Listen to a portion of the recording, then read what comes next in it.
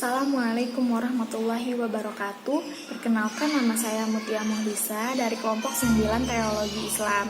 Di sini saya bersama teman-teman saya akan menjelaskan tentang Ahlus Sunnah wal Jamaah, Al-Asy'ari dan Al-Maturidi, sejarah dan pemikirannya. Saya tidak sendiri, saya bersama teman-teman saya yaitu Zianing Farihani Sakila, Fuza Irma Laura, Muhammad Fauzan Al-Ghifari. Di sini saya akan menjelaskan tentang pengertian Ahlus Sunnah wal Jamaah. Ahlus Sunnah wal Jamaah adalah golongan mereka para pendahulu umat yang terdiri dari sahabat dan tabi'in yang bersatu dalam kebenaran yang jelas dari kitab Allah dan sunnah Rasulnya. Istilah Ahlus Sunnah wal Jamaah sendiri sebenarnya baru dikenal setelah adanya sabda Nabi Muhammad SAW, yakni seperti hadis yang diriwayatkan oleh Ibnu Majah. Dari Anas bin Malik berkata, Rasulullah Shallallahu Alaihi Wasallam bersabda, sesungguhnya Bani Israel akan berkelompok menjadi 71 golongan dan sesungguhnya akan berkelompok menjadi 72 golongan. Semua adalah di neraka kecuali satu golongan, yaitu Al-Jamaah. Yang kedua, ada karakteristik Ahlus Sunnah wal Jamaah. Karakteristik Ahlus Sunnah wal Jamaah ini dibagi menjadi 3. Yang pertama adalah bidang tauhid. Nah, bidang tauhid adalah keseimbangan antara pengguna dalil akli dengan dalil nakli, yaitu dalil akli dipergunakan dan ditempatkan di bawah dalil nakli bersama memurnikan dari segala akidah dari luar Islam dan tidak tergesa-gesa menjatuhkan vonis musyrik dan kafir kepada mereka yang belum memurnikan akidah. Yang kedua ada bidang syariah, yaitu selalu berpegang teguh pada Al-Quran dan Sunnah Nabi dengan menggunakan metode dan sistem yang dapat dipertanggungjawabkan dan melalui jalur yang wajar. Masalah yang bersifat qat'i dan sari, tidak ada intervensi akal, dan masalah yang bersifat zani dapat ditoleransi adanya perbedaan pendapat selama tidak bertentangan dengan prinsip-prinsip ajaran Islam. Dan yang ketiga, ada bidang tasawuf, adalah menganjurkan riyadah dan mujahadah yang sesuai dengan prinsip ajaran Islam. Nah, yaitu mencegah sikap ekstrim yang menjerumuskan pada penyelewengan akidah dan syariah dan berpedoman pada akhlak yang luhur di antara dua sikap ekstrim tataruf. Yang ketiga, yaitu ada sejarah munculnya Ahlus Sunnah wal Jamaah. Syihab menjelaskan ada beberapa pendapat para ahli mengenai kapan awal munculnya istilah Ahlus Sunnah wal Jamaah. Yaitu yang pertama, ada yang mengatakan bahwa Ahlus Sunnah wal Jamaah sudah ada sejak masa Rasulullah Shallallahu Alaihi Wasallam. Bahkan beliau sendiri yang memunculkan istilah tersebut melalui sejumlah hadis yang diucapkan, yakni hadis riwayat Abu Daud dan At-Tirmizi. Yang kedua, Ahlus Sunnah wal Jamaah lahir pada akhir windu kelima tahun Hijriyah, yakni tahun terjadinya kesatuan jamaah dalam Islam, atau yang lebih dikenal dengan sejarah Islam dengan nama Ram al-Jamaah, tahun persatuan. Yang ketiga, Ahlus Sunnah wal Jamaah lahir pada abad kedua, akhir atau awal abad ketiga Hijriyah, yaitu pada masa puncak perkembangan ilmu kalam atau teologi Islam yang ditandai dengan berkembangnya aliran modern dalam teologi Islam yang dipelopori oleh kaum Mu'tazilah atau rasionalisme. Oleh karena itu, dalam rangka mengimbangi aliran Mu'tazilah ini, maka Imam Abu Hasan dan Al-Asy'ari tampil membela akidah Islam. Sekian penjelasan dari saya, kurang lebihnya mohon maaf. Ya, perkenalkan, nama saya Muhammad Fauzan Al-Ghifari. Selanjutnya saya akan menjelaskan pengertian Asy'ariyah. Asy'ariyah adalah mazhab teologi yang disandarkan kepada Imam Abu Hasan Al-Asy'ari. Asy'ariyah mengambil dasar keyakinan dari Kulabiyah, yaitu pemikiran dari Abu Muhammad bin Kulab dalam meyakini sifat-sifat Allah, kemudian mengedepankan akal rasional di atas tekstual ayat dalam memahami Al-Quran dan hadis. Dalam versi lain, Asy'ariyah disamakan dengan aliran Ahlus Sunnah wal Jamaah. Padahal Ahlussunnah wal Jamaah sudah ajak sejak zaman Rasulullah SAW. Untuk lebih dalam, sebelumnya mari kita melihat biografi singkat dari Imam Abu Hasan al-Asy'ari. Nama lengkap atau asli Imam Abu Hasan al-Asy'ari ialah Ali bin Ismail bin Abdillah bin Musa bin Abi Bardah bin Abi Musa al-Asy'ari. Ia lahir di Basra tahun 260 Hijriah atau 873 Masehi. Ia wafat di Baghdad tahun 326 Hijriah atau 935 Masehi. Ia beragama Islam dan aliran yang pernah ia yakini adalah Mu'tazilah, Kulabiyah, dan Ahlussunnah wal Jamaah yang berlandaskan mazhab Hambali. Nah, disinilah yang menyebabkan perbedaan versi antara Asy'ariyah yang berlandaskan Kulabiyah dan berlandaskan Ahlussunnah wal Jamaah. Sebenarnya, para pengikut Asy'ariyah itu mengikuti dasar berlandaskan Kulabiyah, tetapi bagi sebagian orang awam menganggap bahwa aliran Asy'ariyah ini mengikuti Ahlussunnah wal Jamaah. Hal itulah yang menyebabkan perbedaan pendapat di kalangan banyak orang. Adapun karya-karya yang pernah dibuat oleh Imam Abu Hasan al-Asy'ari, terdapat 3 kitab yang terkenal. Yang pertama adalah Maqalat al-Islamiyah atau pendapat-pendapat golongan-golongan Islam. Kitab-kitab ini menguraikan tentang kepercayaan-kepercayaan golongan Islam, pendiri ahli hadis dan sunnah, dan bermacam-macam persoalan ilmu kalam. Yang kedua, Al-Ibanah an Usul ad-Diyanah atau keterangan tentang dasar-dasar agama. Kitab ini menguraikan tentang kepercayaan ahli sunnah dan dimulai dengan memuji Ahmad bin Hambal dan menyebutkan kebaikan-kebaikannya. Yang ketiga ada Al-Luma atau sorotan. Kitab ini dimaksudkan untuk membantah lawan-lawannya dalam beberapa persoalan ilmu kalam. Selanjutnya saya akan menjelaskan awal mula terbentuknya Asy'ariyah. Dimulai dengan Abu Hasan al-Asy'ari bermimpi bertemu Rasulullah SAW selama 3 hari berturut-turut.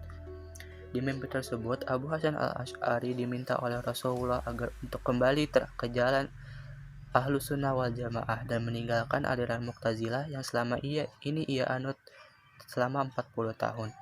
Kemudian setelah itu, ia menuju majelis ilmu dan menemui gurunya yaitu Al-Jubai dan melakukan perdebatan tentang pemahaman aliran Mu'tazilah. Di perdebatan tersebut terungkaplah kelemahan-kelemahan aliran Mu'tazilah yang menyebabkan Abu Hasan al-Asy'ari semakin ragu dengan aliran al-Mu'tazilah. Selanjutnya, dalam rangka menjawab pemikiran kaum Mu'tazilah, Abu Hasan al-Asy'ari berdiam diri di rumahnya selama 15 hari dan mencoba untuk membandingkan antara kaum Mu'tazilah dengan para fuqaha dan muhaddisin. Setelah itu, ia keluar menemui masyarakat dan mengundang mereka untuk berkumpul. Dan pada hari Jumat, ia naik ke mimbar di Masjid Jami' Basrah dan mengatakan bahwa ia telah meninggalkan ajaran Mu'tazilah dan memperlihatkan kelemahan-kelemahan yang ada dari pemikiran kaum Mu'tazilah. Hal ini mendapat banyak respon negatif dan maupun respon positif. Sebagian besar respon positif menganggap Abu Hasan al-Asy'ari benar dan mengikuti Abu Hasan al-Asy'ari. Sedangkan bagi yang tidak setuju dengan pendapat Abu Hasan al-Asy'ari memberikan tekanan yang besar terhadap kelompok Abu Hasan al-Asy'ari. Tekanan ini terus berlanjut hingga selama kekhalifahan Al-Ma'mun. Kemudian setelah kekhalifahan Al-Ma'mun berakhir dan dilanjutkan dengan kekhalifahan Al-Mutawakkil, mulailah ajaran Asy'ariyah ini berkembang pesat dan menyebar luas hingga saat ini. Berikutnya saya akan menjelaskan tentang pemikiran Asy'ariyah. Adapun pokok-pokok ajaran yang terdapat dalam Asy'ariyah ini, yang pertama adalah zat dan sifat Tuhan. Menurut Al-Asy'ari, Tuhan mempunyai sifat. Mustahil Tuhan mengetahui dengan zatnya. Tuhan bukan pengetahuan atau ilmu, tetapi yang mengetahui atau alim. Tuhan mengetahui dengan pengetahuan dan pengetahuannya bukanlah zatnya. Demikian pula dengan sifat-sifat seperti sifat hidup, berkuasa, mendengar, dan melihat. Yang kedua adalah kekuasaan Tuhan dan perbuatan manusia. Terkait kekuasaan dan keadilan Tuhan, Al-Asy'ari berpendapat bahwa Tuhan berkuasa mutlak dan tak ada satupun yang wajib baginya. Tuhan dapat berbuat sekehendaknya. Ini artinya, jika ia memasukkan seluruh manusia ke dalam surga, maka tidak dapat dinyatakan bahwa Tuhan tidak adil, atau sebaliknya, jika ia memasukkan seluruh manusia ke dalam neraka, juga tidak dapat dikatakan bahwa Tuhan bersifat zalim. Yang ketiga adalah ketentuan bagi pelaku dosa besar. Dalam ketentuan ini, tidak ada konsep manzilah bain al-manzilatain. Ini artinya, orang yang berdosa besar tetaplah mukmin, karena imannya masih ada. Tetapi, karena dosa besar yang dilakukannya ia menjadi fasik. Seandainya orang berdosa besar bukan mukmin dan bukan pula kafir, maka di dalam dirinya tidak didapati kufur atau iman, dan ini tidaklah mungkin. Yang keempat adalah ru'yah kepada Tuhan. Yang dimaksud ru'yah kepada Tuhan adalah Tuhan dapat dilihat. Pemikiran kalam Al-Asy'ari tentang ru'yah kepada Tuhan adalah hal yang mungkin terjadi, karena Tuhan berfirman dalam Quran surat Al-Qiyamah ayat 22 dan 23 yang berbunyi, wajah orang-orang muslim pada hari itu berseri-seri kepada Tuhannya yang mereka lihat. Hal ini menandakan bahwa ada kemungkinan Tuhan dapat dilihat di akhirat. Dan yang terakhir adalah kalam Tuhan. Pemikiran kalam Al-Asy'ari tentang kalam Tuhan ini dibedakan menjadi dua, yakni adanya kalam nafsih dan kalam lafzi. Kalam nafsih adalah kalam dalam artian abstrak, ada pada zat atau diri Tuhan.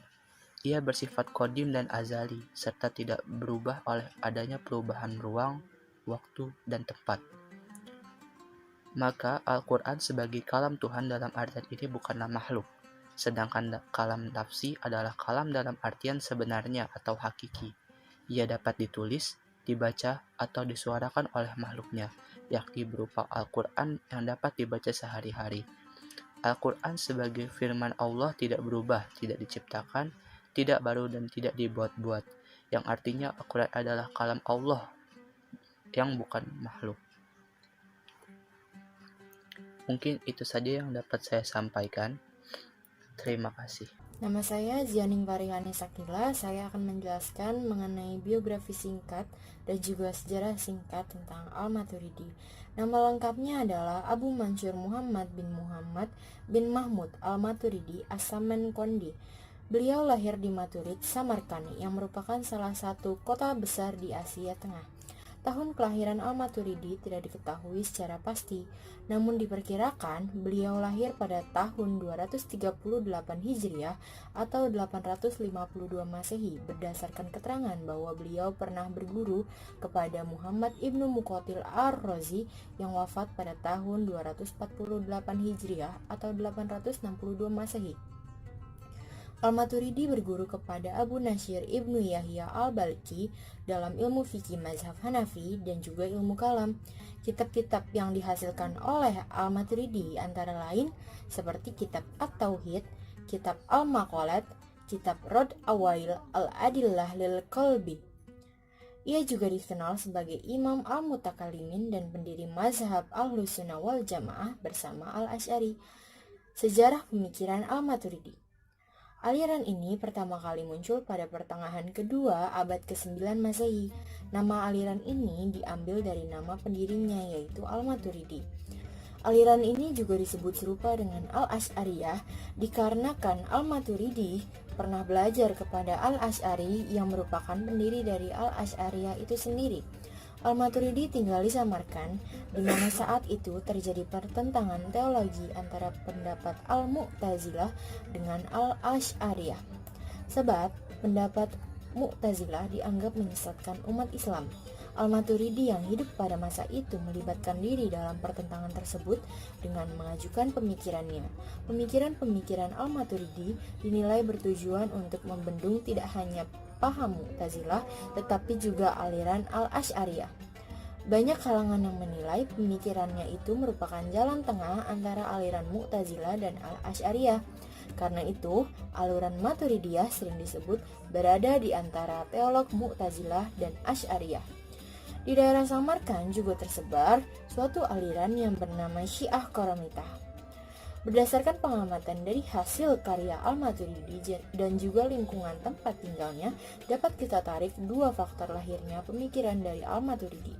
Faktor tersebut yaitu: pertama, ketidakpuasan terhadap konsep teologi Al-Mu'tazilah yang terlalu memprioritaskan akal. Hal ini dapat dilihat dari beberapa judul tulisannya yang secara eksplisit menggambarkan penolakannya terhadap Mu'tazilah, seperti kitab Rad Awail Al-Adillah li Al-Ka'bi. Dan pada saat yang sama, Al-Maturidi juga tidak puas atas konsep teologi ulama salaf yang mengabaikan penggunaan akal. Yang kedua, kekhawatiran atas meluasnya ajaran Syiah, terutama aliran Syiah Qoromitah yang dengan keras menentang ulama salaf. Khusus di wilayah Asia Tengah, aliran ini banyak dipengaruhi oleh paham Mazdakism, sebuah aliran komunis yang dicetuskan oleh Mazdak bin Bambad, seorang reformis militan pada abad ke-5 Masehi pada masa kekuasaan Sasania. Ajaran aliran ini terkait dengan Monaskeism, sebuah ajaran yang merupakan percampuran antara ajaran Kristen dengan Zoroaster dan ajaran-ajaran Buddha. Terdorong oleh kedua faktor tersebut, Al-Maturidi kemudian bangkit mengembangkan metode sintesis al-naql dan al-aql dalam pemikiran kalam, jalan tengah antara aliran rasional al-Mu'tazilah dan aliran tradisional al-Hambali. Namun, tetap lebih besar prioritas al-aql paling tidak jika dibandingkan dengan ajaran al-Asy'ari. Misalnya, baik dan buruk dapat diketahui melalui akal meski tidak ada wahyu, karena baik dan buruk dinilai berdasarkan substansinya. Demikian menurut Al-Maturidi. Sedangkan menurut al-Asy'ari, baik dan buruknya dinilai menurut syara. Saya Pujan Laura. Di sini saya akan menjelaskan tentang pemikiran Al-Maturidi. Yang pertama ada akal dan wahyu. Al-Maturidi dalam pemikiran teologi mendasarkan pada Al-Quran dan akal sebagai Asy'ariyah. Namun, Al-Maturidi memberikan porsi lebih besar terhadap akal daripada porsi yang diberikan oleh Asy'ariyah. Menurut Al-Maturidi, mengetahui Tuhan dan kewajiban mengetahui Tuhan dapat diketahui melalui akal. Kemampuan akal dapat mengetahui kedua hal tersebut sesuai dengan ayat-ayat Al-Quran yang memerintahkan agar manusia menggunakan akal dalam memperoleh pengetahuan dan keimanannya terhadap Allah SWT melalui pengamatan dan pemikiran yang mendalam tentang makhluk ciptaannya. Kalau akal tidak memperoleh kemampuan dalam memperoleh pengetahuan tersebut, tentunya Allah tidak memerintahkan manusia untuk melakukannya. Dan orang yang tidak mau menggunakan akal untuk memperoleh iman dan pengetahuan yang mengenai Allah berarti meninggalkan kewajiban yang diperintahkan ayat-ayat tersebut. Yang kedua ada perbuatan manusia. Dalam hal ini, Al-Maturidi mempertemukan antara ikhtiar sebagai perbuatan manusia dengan kodrat Tuhan sebagai pencipta perbuatan manusia. Menurutnya, perbuatan manusia adalah ciptaan Tuhan karena segala sesuatu dalam wujud ini adalah ciptaannya. Dan mengenai perbuatan manusia, kebijaksanaan dan keadilan kehendak Tuhan mengharuskan manusia memiliki kemampuan berbuat ikhtiar. Yang ketiga, ada kekuasaan dan kehendak mutlak Tuhan. Allah Maha berkehendak atas segala sesuatu atau ciptaannya, termasuk perbuatan manusia, dan segala sesuatu dalam wujud ini yang baik atau yang buruk. Akan tetapi, perbuatan dan kehendaknya itu berlangsung sesuai dengan hikmah dan keadilan yang sudah ditetapkannya sendiri. Selanjutnya, sifat Tuhan. Menurut Al-Maturidi, Tuhan mempunyai sifat-sifat seperti sama, basar, dan sebagainya. Ia mengatakan bahwa sifat-sifat Tuhan itu mulzamah, ada bersama tanpa zat terpisah. Selanjutnya ada melihat Tuhan. Menurut Al-Maturidi, manusia dapat melihat Tuhan sebagaimana diberitakan dalam Al-Quran, antara lain firman Allah dalam surat Al-Qiyamah ayat 22 dan 23. Menurutnya, Tuhan kelak di akhirat dapat dilihat dengan mata karena dia mempunyai wujud. Pikiran yang selanjutnya ialah kalam Tuhan. Al-Maturidi membedakan antara kalam yang tersusun dengan huruf dan bersuara dengan kalam nafsi. Kalam nafsi adalah sifat qadim bagi Allah, sedangkan kalam yang tersusun dari huruf dan suara adalah baharu atau hadis. Al-Quran dalam arti kalam yang tersusun dari huruf dan kata-kata adalah baharu. Kalam nafsi tidak dapat kita ketahui hakikatnya, dan bagaimana Allah bersifat dengannya tidak dapat kita ketahui kecuali dengan suatu perantara. Dalam pemikiran Al-Maturidi berpendapat bahwa pelaku dosa besar tidak kafir dan tidak kekal di dalam neraka walaupun dia mati sebelum bertaubat. Hal ini karena Tuhan telah menjanjikan akan memberikan balasan kepada manusia sesuai dengan perbuatannya. Kekal di dalam neraka adalah bagi orang yang berbuat syirik. Dengan demikian, berbuat dosa besar selain syirik tidak akan menyebabkan pelakunya kekal dalam neraka. Oleh karena itu, perbuatan dosa besar selain syirik tidaklah menjadi seseorang kafir dan